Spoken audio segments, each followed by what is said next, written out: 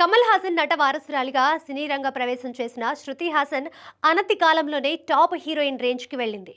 శృతి ఒక సినిమాలో ఉందంటే ఇక ఆ సినిమా సూపర్ డూపర్ హిట్ అనే నానుడి కూడా సినీ ఇండస్ట్రీలో ఉంది. ఆమె నటించిన చిత్రాలే అందుకు ఉదాహరణ. 2023లో వాల్తేరు వీరయ్య, వీరసింహారెడ్డి, సలార్ వంటి భారీ హిట్లని తన ఖాతాలో వేసుకున్న శృతి 2024లో మాత్రం సిల్వర్ స్క్రీన్ పై సందడి చేయలేదు.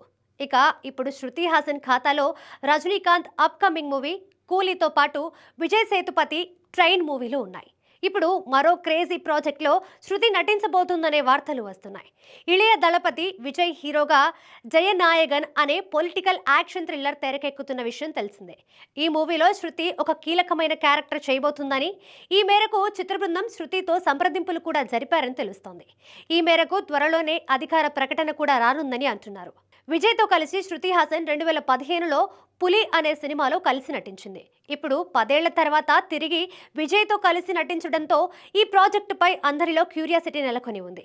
పూజా హెగ్డే ఆల్రెడీ ఇందులో హీరోయిన్గా చేస్తుండడంతో శృతి మరో హీరోయిన్గా చేస్తుందా లేక స్పెషల్ క్యారెక్టర్ ఏమైనా చేస్తుందా అనేది కూడా మరికొన్ని రోజుల్లో తెలుస్తోంది.